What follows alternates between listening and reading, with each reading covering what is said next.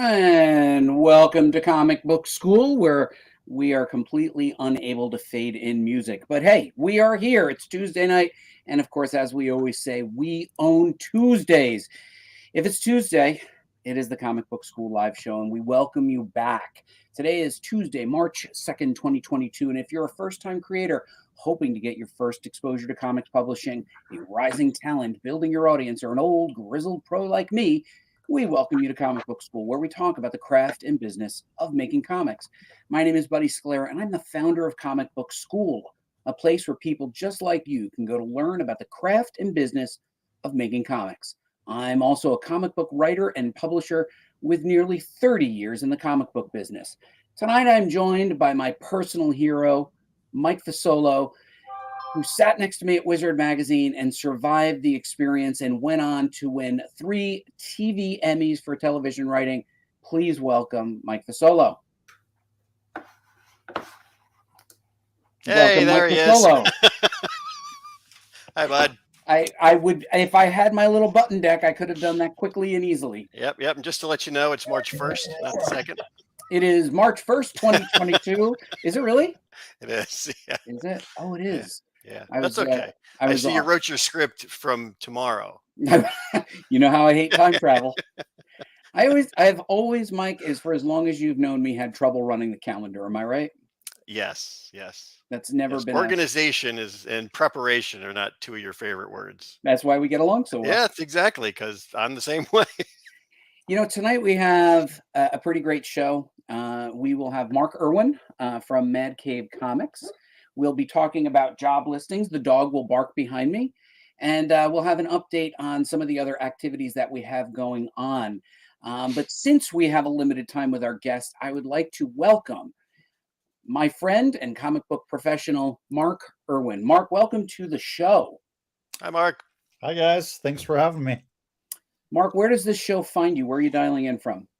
I am coming in from sunny San Diego. Sunny San Diego. Now, Mark, I know you through the industry as a well-known, well-respected, and prolific comic book inker with credits at Marvel, DC, Image, and yet you're in a brand new role here, which I can't wait to learn a little bit about. You're the Vice President of Business Development at Mad Cave Comics.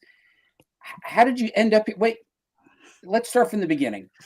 Tell us your secret origin story, Mark. Oh, boy. My secret origin story is pretty simple. I grew up here in San Diego, and I was kind of lunk-headed, no direction youth who wanted to be a pro surfer and work construction jobs and all that sort of thing. And but I did happen to draw, and I did happen to like comics. And my girlfriend at the time, who is now my wife and is way smarter than I am, encouraged me to follow my dreams and head off to the Joe Kubert School of Cartoon and Graphic Art out by us. Yeah. Oh. So I graduated in 95, and the day after graduation, I started my career working at Heavy Metal as the art director. Thank you, Adam Kubert. And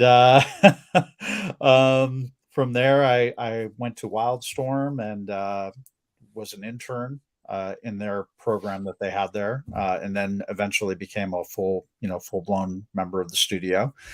And just all along the way, I've been lucky to have been mentored by good people, taught other aspects of the industry beyond inking. I'm trying to zoom in on you. I can't do it. Playing with the buttons. Playing with the buttons. This is better. I think this is better. There you go. There it is. Oh, wait, Mark. You could describe yourself as a surfer dude, beach bum, lunkhead guy, and yet, in order to survive in comics, you have to be incredibly reliable, particularly as an inker. Did you learn that valuable skill set at the Joe Kubert School? I absolutely did. I would say that the biggest lesson I took away from the school was, I went to my class. There were quite a few people that were way more talented than I was. I was like the regular kid who could draw in high school, who drew Iron Maiden, Iron Maiden's Eddie on his math homework, but I didn't really have any direction. I'd never taken art classes or anything like that. Then I went off to the Kubert school and found all these people were way better than I was and way more advanced. So for me, it was just, I really had to hunker down. It was kind of make it or break it. And I, they really are so good about letting you know how much discipline is probably the biggest trait you need to have in order to make it in this industry. And I've always been a hard worker. Always been kind of a blue collar guy, like totally willing to, get down and dirty and work hard. And that just kind of flowed with me picking up inking. And inking was the skill that I picked up quickly, and had a lot of mentorship in the local area.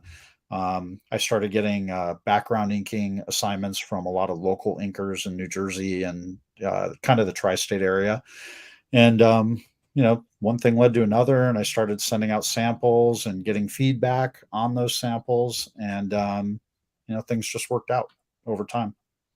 It's funny how many comic creators will sort of say, "Oh, and it just worked out." I think that trivializes the amount of effort. I think you had said at one point, your back paid the price for your passion for inking, right? Like you suffered for your art. I did. I still do. I still do. I definitely have some neck and back issues. I'm sure Scott Williams can tell big time stories about that because he's got them way worse than I do. It's just it requires a lot of effort. It requires a lot of time, and I do have the rejection letters. All of those things. Like most people have those stories. I went through all of that. But again, I think just being around people that are so talented, you can't help but pick up things. Tom McWeeny was a huge help to me when I first broke into the industry. I didn't know what I was doing. I was a brush inker, and Tom was like, put that brush down and pick up a pen nib because you're at Wildstorm and that's what everybody wants. And I had to kind of learn on the fly, how to be a pen inker. But then I was around people like Tom and Scott Williams and Alex Garner and Richard Friend and Edwin Roselle and Sandra Hope. It was just like this who's who of incredible inkers. And you start picking it all up. And I've always been a go-getter in terms of, networking and trying to learn more at each place and within each situation that I'm in. So a lot of that paid off as well. I started to pick up things about project management and about editing. And I'd already kind of had the art directing bug from my time at Heavy Metal, and I was able to bring that to Wildstorm. And then that brought me to Upper Deck after Wildstorm. So it was just one thing after another, making those connections, learning the skill sets that I could put together to be more than just an inker. And not that there's anything wrong with being an inker, but at the same time, I always look to, I have children and I had a mortgage and all that kind of stuff. So you start trying to figure out, what can I do that'll be even greater than this thing that I'm already doing? How can I make that even better and bigger? So, well, I'm gonna ask you to deal with me for a second. I want to show a little bit of your inking work, but then I want to unpack a little bit of the networking importance, because that is something that we strive to talk about at Comic Book School. I'll go through these quickly. If you know what they are, just let me know. So we're pulling up, it's an Uncanny X-Men, right? Yeah, it's over Chris Pacello. Yeah, and I think this is another Pacello, right? Mm-hmm. So much black in that, huh? You probably put a lot of ink down on that. Yeah, I'm always happy when there's a lot of black. More Chris Pacello. And that's Patrick Gleason. That was on Brightest Day, the Martian Manhunter storyline in Brightest Day. And for those of you tuning in now, We're not just showing art of other artists. Mark, who our guest, inked these pages over these artists. That is from Absolute Final Crisis, which DC did like a kind of absolute version of Final Crisis, and they commissioned Doug Mankey and myself to do 8 brand new story pages to kind of bring all of the storylines that had gone throughout the that whole event, to kind of make them a little more cohesive. You worked hard to get paid for this page, huh? That was a lot. That was quite a lot, yeah. That's me over John Boy Myers. John Boy and I did quite a few pieces together. John Boy at one point lived with me and was my artist in residence at Upper Deck as well. We were always a good fit, with my inks over his pencils, and that was for a sketchbook we did for San Diego Comic-Con. Not bad. So, yeah, I want to get back to something that you had said, and then we're going to get into what Mad Cave is and what people need to know about Mad Cave. But first, talk about the importance of networking and what it has meant to your career. Oh, I think networking is as important as discipline, is as important. They say there's 3 things, right? It's you can be nice, you can be talented, and you can be fast. I like to think that I was both fast and nice, but I was also pretty good at networking. I think I was lucky to come in at a time when I was able to work with people who really mentored me. Ted Adams, who started IDW, he was a mentor to me. Chris Aprisco, who also was part of that IDW staff, starting that company. He's like one of my oldest and best friends and taught me a lot just watching how they worked and how they did things. You just tend to learn along the way, and I was constantly wanting to meet the next person, like who's the next person that can show me a little bit of something of how they do what they do so that I can put that into my bag of tricks. When I got to Upper Deck, I came into Upper Deck as a guy who ostensibly was supposed to help them start this entertainment division, and basically, starting trading card games and all that sort of thing. And along the way, I learned project management skills. I learned brand management skills, which is a whole different thing. I learned how to do actual product management, not just project management. So you really learn like all these different things, and I learned how to make toys and trading cards and books. All of those things take different skill sets, and you work with different people along the way.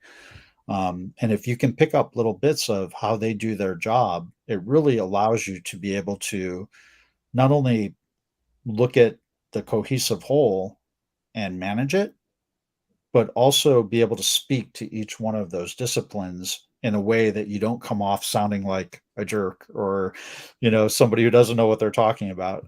You have the ability to sympathize with a book designer who says, I need at least another week because we added these 6 pages. You can actually put that together in your head and go, absolutely, I understand where you're coming from. That's not we'll figure it out. And we'll try and make it up in a different part of the schedule, rather than say, you have to have it done tonight. I'm never the guy that does that. I like being able to help people maximize their ability with the thing that they do on the projects that we work on so that the project just ends up singing, because that's what you really want. That makes you look good when something comes out and it's like awesome, super exciting for everybody that worked on it, makes everybody look good. So yeah, I think quite a few people that we've had on who have had long careers have had similar careers to you where they've pivoted, they've tried different things. You noted when we started that you also you're a writer. I think these are things that are really important when you think about what you're going to do with your comic book career. How can you take things to the next level? I think you can't just do one thing. You have to do more than one thing, and it seems like this is something that you had written, Yeah. and prior to that you had edited. I think it's really important for our community to understand that comics aren't always a straight line of working your way up and penciling the X-Men, right? It's not a straight line. You've got to try different things. Yeah, and I think also, you have to look at things. You have to look at things with a bit of a critical eye too. Um, for my career, I was lucky in that I inked everybody from Chris Pacello to Doug Mankey to Jim Lee. I inked the top guys and worked on a lot of the top books, but it never felt like I've made it. It never felt like, oh, from this point on, they'll just give me great work and I'll get the best page rate and everything will just like kind of flow. It never felt like that. It always felt like I was really having to like bust my hump to achieve the next book, just to get the next job. It never felt like it was a guarantee or anything like that. I think that's a huge point, that you don't just snap and make it. It's not like you applied for a job at a day job and then you start the day job and on Monday you have a desk, and you can have some good days and bad days. Like, you're a freelancer and Yeah. there's a constant hustle, right? And I think that consistency is important. Communications and follow up, right, Mark, is extremely important. You don't get anywhere without strong business skills in this business. Yeah, and I've certainly learned lessons along the way. I've made mistakes. I've learned a lot of things from a lot of people. I think when I was younger, certainly I was much more, maybe more energetic, but also probably a little hot-headed and always stridently, pushing for creator rights and that sort of thing. And I think you find as you get a little older, you're like, what? Whatever situation you're in, all sides have to come out with a positive result. So you have to make sure that, as much as you want to make sure you're taking care of all the creators, you got to make sure that the thing that you're making also makes money. And because the company is the one that's paying the paycheck of all of those creators. And if you're going to push to make sure all those guys get paid really well, those guys and girls, then you have to make sure that the product you made is also quite successful, or else the company won't turn around and want to do it again. They'll just look at it as a loss. So, well, let's talk about that real quick.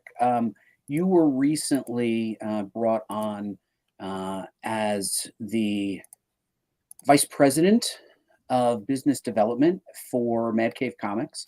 I was loosely aware of Mad Cave.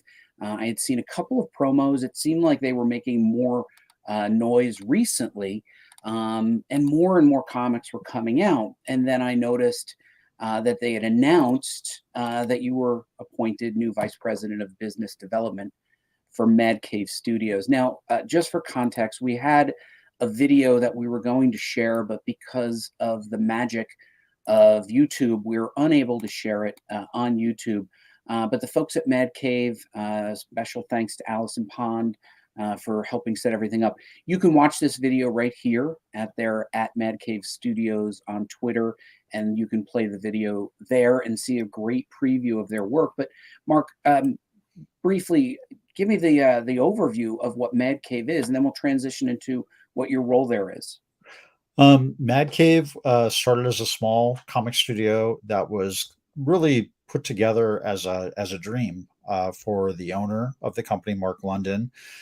He was a young guy who wanted to write his own comics and didn't really have other outlets to do that, so he just started his own studio.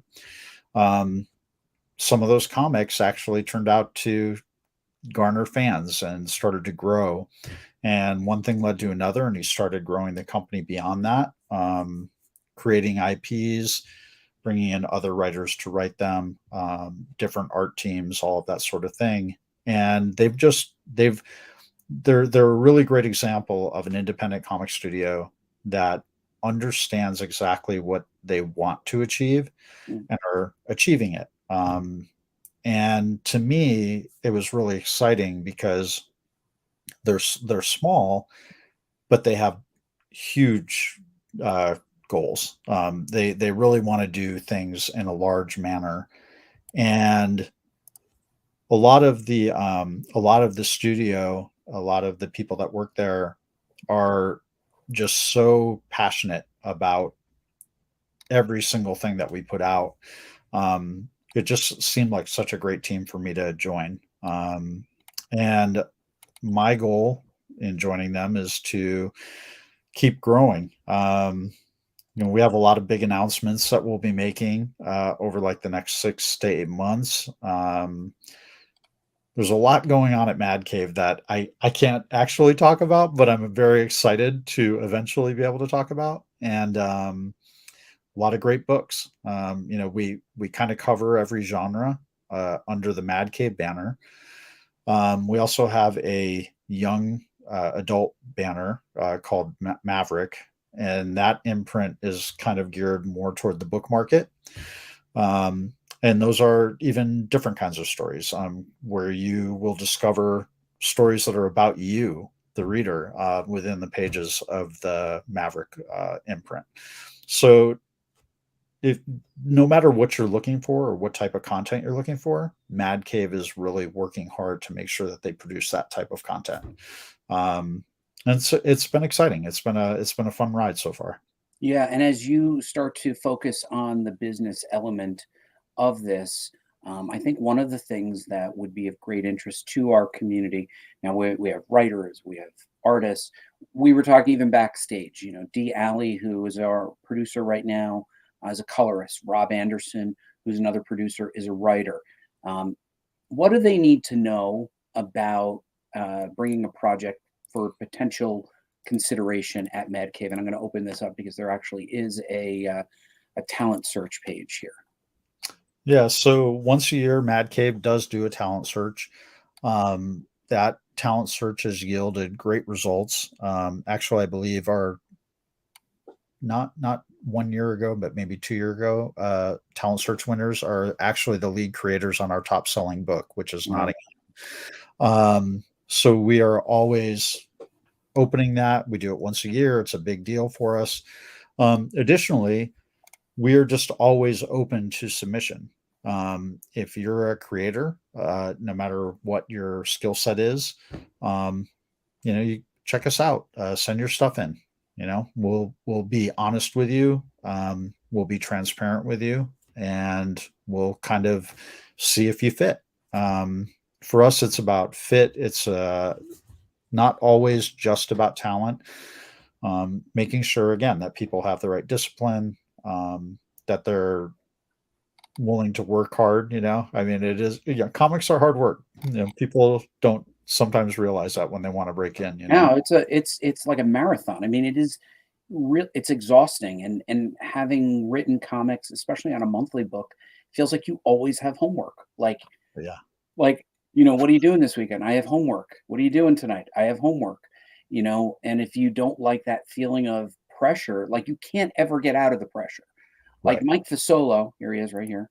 Mike Fasolo, he works on seasons. He gets time off, right? He Right. writes a TV season. He cashes a gigantic check, puts the money into a wheelbarrow, and rolls it home. Wheelbarrow, right, I Mike? wish. I wish. Yeah, Sometimes it's 2 wheelbarrows two because wheelbarrows. Okay, Well, but I think the key thing is in comics, you put a lot of work in, but it's sometimes it nets some money, sometimes it doesn't. What's some advice that you would have to some of the creators out there who would like to break in either as a letterer, or as an inker, or as a colorist? Can you just talk a little bit about those bits of advice? And actually, Rob AnderSin had a question, which will pop up in 1 second. But first, I would say the number one thing is perseverance. Um, don't be afraid of rejection. When I came home from the Kubert School my first year, I came home for the summer, and I went to San Diego Comic-Con, which I'd been going to since I was like 11 years old. And I walked around the con with a portfolio that frankly was a terrible portfolio. I mean, I had a few inking samples, I had a bunch of lettering samples, I had some terrible penciling samples, and it was just all kind of haphazard. But I wasn't looking for a job necessarily. I was just trying to talk to people. I met an inker at that show who thought my lettering work was actually awesome. And that was my actual very first job. The first job I ever did in comics was a lettering job. And it was because of that inker. And I love eventually, I love that. And I try to tell the community all the time, right? Letterers are like the bass player in a band, right? Like every band likes a bass player. They're never on the poster or on Hit Parader or whatever it is, but everybody needs a bass player. Right? yeah. So breaking in as a letter is an honest, creative part of the business, right? Oh yeah, and that was back in the day when I mean, everything was hand lettered. I was actually using lettering nibs, not rapidographs or anything like that, and it was hard work. You have your And little Ames tool and oh stuff. yeah, I had my Ames guide and the whole 9 yards. And but because I did that job and I showed him that I was serious, and I took the job that he actually offered me, and I worked it, and I did a good job. He's all, okay, well, now why don't you try inking some of these backgrounds? And it was on Punisher War Journal, I think, over a guy named Hugh Haynes. I'm dating myself, but I did those backgrounds, and he very quickly did. He took Xeroxes and did corrections all over the Xeroxes to show me where I messed up, and I learned. And it was just learning through process. But I always got him his backgrounds like almost as soon as he gave them to me, because I was just determined to crank through this stuff and to do it right. And one thing led to another, and I got so many other inkers because of him. This is Mark McKenna, by the way. So many other inkers friends. because of Mark. Yeah, he's a great guy. Ken Branch, John Holdridge, Mike Sellers. All these guys started to give me work, and they're all very different in how they approach pages and all that kind of thing. So I was getting this crash course in how to ink, and it just made me a better inker. And again, perseverance, though, because all during that time I was sending samples to all of the studios. I mean, I still have, I think, my first rejection letter from Dark Horse, and it was basically like, you are not I have good. lots of rejection letters from Dark Horse. By the way, Rob Anderson, he corrected this. Do you feel like being an inker improves your art abilities? Absolutely. Oh my gosh, absolutely. Yeah. How you can't help but absorb what you're seeing in pencil from all of these talents. I mean, Doug Mankey, who, when I first tried to break in, all my samples were over Doug's pencils. He was my favorite artist at the time working in comics. And this is back when he was doing The Mask and X for Dark Horse. And I just loved his stuff. And I was doing all my samples over him. And I didn't realize, like, because I didn't have great Xeroxes or whatever. I didn't realize like how truly great he was. And it wasn't until almost 10, 15 years later where I finally got to ink Doug. And, thankfully he liked my inks, but man, I just love inking that guy. And I learned how to draw so much, Did you get to keep any of that art?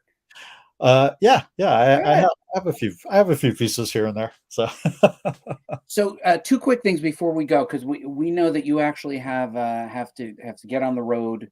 I think you have a school bus to drive, right? that's exactly it. Yeah. That's the other thing that we're not telling all you people, is that you have to have that second job. You That actually always pays the bills. No, I'm kidding.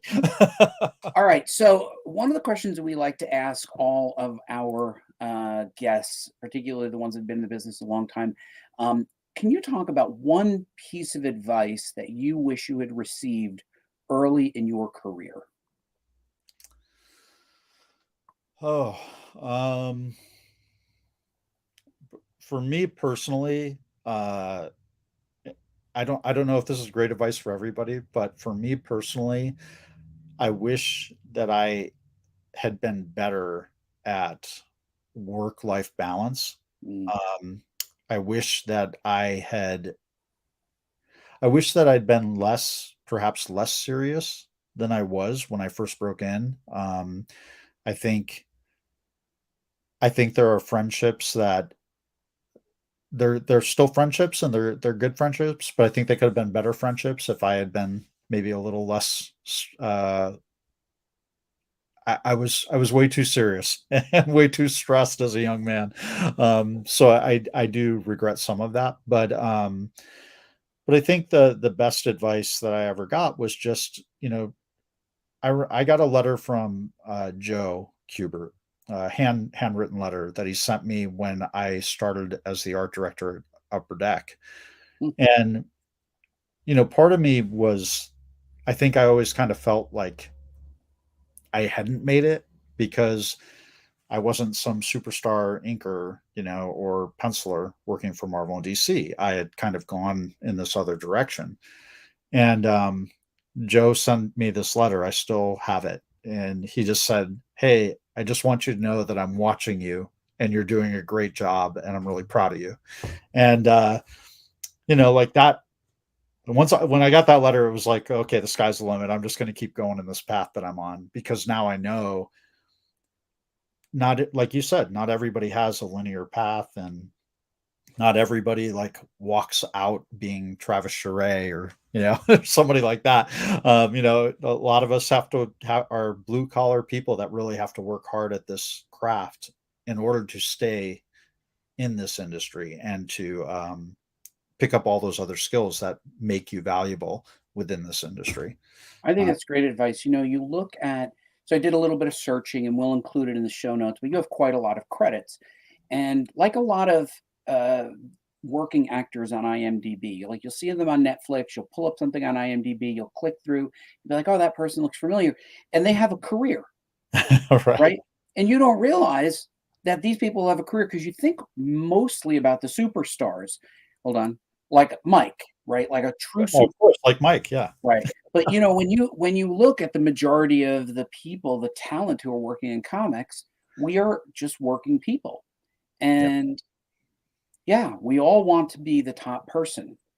Right. But there's only a few spots at the top, and then the rest of us can cut a good career. And I think kudos to you for carving out a 30-year career in comics, by being focused, by being disciplined, and actually by managing your personal brand.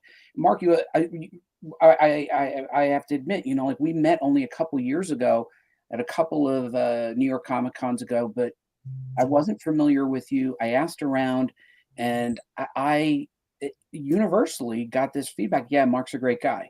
Like Mark's a great guy, right? So you've managed your brand extremely well, whether you felt like you were too serious or not.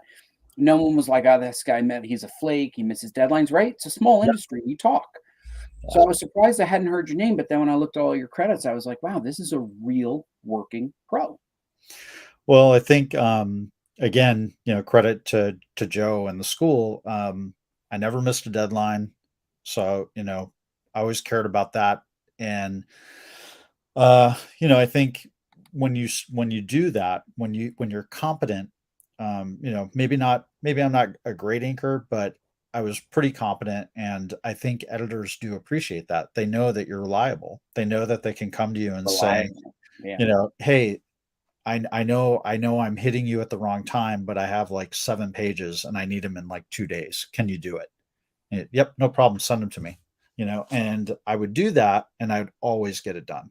That's it. And I think, maybe it doesn't pay off in the way that you hope, where it's like, oh, now the work will just always flow and you won't have to chase it. But by the same token, that same editor will come back to me like repeatedly, like, hey, you're the guy, you're the guy, you're the guy, I agree. And I think that you well, it looks like somebody in our audience is going to be sending some stuff over to Mad Cave. Thank you. Listen, Mark, thank you so much for joining us. I know you're tight on time. Where can people find you? Is this your Twitter account up on your name here? Yeah, at One Jack Secret on Twitter. And I answer, if you shoot me emails, if you shoot me tweets, if you shoot me Instagram messages, I'm pretty good about responding. As Scott Benefiel knows, I'm throwing that out for Scott's benefit, since he He messaged me earlier today on Instagram. But yeah, I'm around. You can hit me up anytime. Thank you so much, Mark, for joining us. I'm bringing Mike back on. Mark, we look forward to seeing the work that you do at Man Cave, and we welcome you back anytime you have something that you would like to talk about. So, round of applause from the audience. Mike, show us Great those stuff, hands. Mark. Great, Mark. Thanks again, guys. Mark. We'll see you Appreciate soon. it. Good luck. Bye-bye now.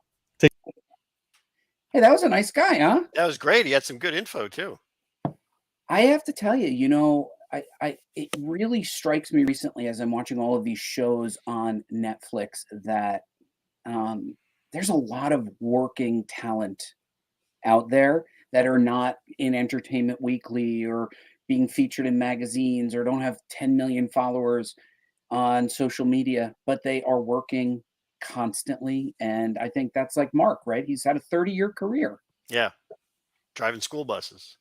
I don't think he drives a school bus, but he might, You never know. You never know. He might. They're like Mad Cave Business Development and lead school bus driver. Yeah, he's inking as he's driving. Every red light, he's got to do something on. So, Mike, I popped you in and out because I wanted to actually the screen to be more on my face. Well, yeah, clearly, as it should. Because ego, right? It should. Yes, exactly. That's the way it should be all the time, bud. Oh, look, it's giant me. It's giant me. So, Mike, I have a special treat. I pulled a couple things out of the archives for you. Would you like to see them? You would like to see them? Yes, as long as they're not scary. I don't like scary. No, they're not scary. Actually, this will be entertaining. Probably for some of our long-term comic book school participants, Rob Anderson being one of them. I found photos from the year 2012 where we were doing comic book school creator connections. Remember, we did creator connections in California, didn't we? Yes, sure. Yeah. All right. So here is 2012. This is an upshot. This actually here is Sarah. You guys might remember Sarah. This is 2012. Networking. There's James McGill with his big top hat. What's funny about James is he is 6'5", and then he wears a stovetop hat to make himself even more imposing. So here's another shot. You can see it gets really crowded up there, and she's directing from the top of the stage, showing people who to connect with. You see a hand raised. Somebody's looking for a connection. This is a wider shot of the room. These are the chairs where people trip over and fall over during them, but we try to fold them up as much as we possibly can. But this is actual real comic book networking. This is the bread and butter of what we do at comic book school. Interestingly enough, 2012, you can see they were giving us larger rooms than they do today. So hopefully we'll go back to those bigger rooms. But this was a lot of fun. Aren't those fun photos, Mike? Those were good. They make good connections. Do make good connections. And Rob Anderson has been to many of our creator connections. We have a couple comments. Oh, look, Mike, they love you. Well, who doesn't? Who doesn't? Everybody likes Mike Fasolo. You know what? You could ask around like Mark Irwin. Does anybody not like Mike Fasolo? Everybody likes Mike Fasolo. Even Rich is giving you a round of applause. Thanks, Rich. So, Mike, I have a check this out. Do you have a check this out? I do not, because as usual, I'm unprepared. You're not even wearing a robe tonight. No, not the robe. Not today. But after we got off last week and I said, oh, I'm going to be prepared, or at least I'll try to be, completely forgot until today that it was happening. And then I am just stunned, honestly, for knowing you all these years, at how reliable you've been for this show. This is just not like you to be this reliable. Well, and I'm so impressed. Some things change, not much. All right, Mike. So we're going to pull out this graphic and we're going to tell people to check this out. Check this out. This is the check this out where we bring up something that hopefully has some educational value that we would like for you to check out. So, Mike, you ready for my check this out? Yes. It's a very meta check this out in that there is a section on the Mad Cave Studios where you can actually download almost all of their first issues, or at least their recent first issues, for free. That is worthy of a check this out. Yeah, that's a word, right? Like we're talking, Yeah. if we can multiply, what is this? 5, 6 times 4. There's like 200 free comics to download. I like Multiply, free. yeah, times $3.99, and that's a couple $1,000 worth of free comics. Free is the So, best price. best price. So anyway, I just thought this was kind of nice that they give you free comics, free coloring books, free wallpapers. There's a whole lot of free here. So I think to check this out has to be here. And I don't know if Aaron can pull this up in the. You know what? I think I can do it myself, Mike. Watch this. Are you sure? You know where the I am buttons not are? 100% sure. If I stop the broadcast, just let me know. Okay.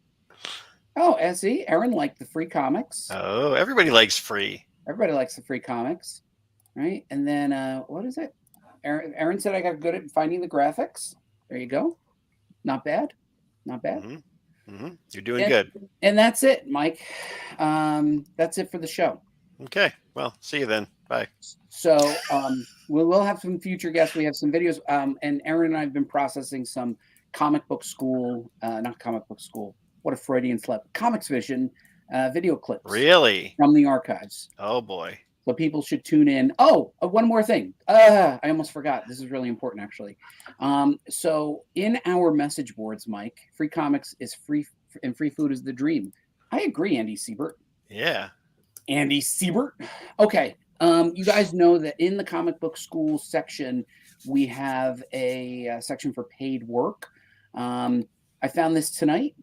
Jim Zub, well-known comic book writer, is looking for somebody to be an illustrator for an upcoming graphic novel. It's paid work. Apparently, it's licensed, so it's not creator-owned. So if you go to the Create Comic Book School website, you go to the Help Wanted section, you drill down into paid work, you'll see all the things that I'm finding on the interwebs. But this one today from Jim Zub from his Twitter account, he's looking for samples. So I wanted our creators to be aware that is there. What do you think of that, Mike? That's a good plan, and I hope somebody follows through. All right, Mike, I'm going to do my final wrap-up, so I'm going to kick you out, all right? Bye. All right, bye. All right, everybody, thank you so much for joining tonight. I hope you enjoyed this show where we brought Mark Irwin from Med Cave Studios on. Special thanks to Allison Pond for providing me materials and helping me set this up. But for all of you, I hope this gives you a little bit of information and motivation to explore Mad Cave as a potential publishing avenue, either for your original titles or if you just want to bring your talents to fore and maybe be discovered as a letterer, as a colorer, an inker, something along those lines, and maybe even along the business lines. Mark Irwin literally opened the door to you to follow up with him. What I would encourage you to do is follow up with Mark. Say you thought he was great on the show, give a little bit of feedback on some of the insights that you learned, and then talk about what you can offer. So this is how we do it. You're going to need good follow-up skills. You need to be consistent. And let's face it, you've got to be likable. And the last likable guy that was on the screen just left, and it's just me now. So for Comic Book School and the entire community here, thank you so much. We'll see you on the message boards. And of course, we'll see you next Tuesday. Good night, everybody. Good night, everybody. I was getting there. Good night, everybody. Are we still on? We're still on. You got to roll the credits. Roll it.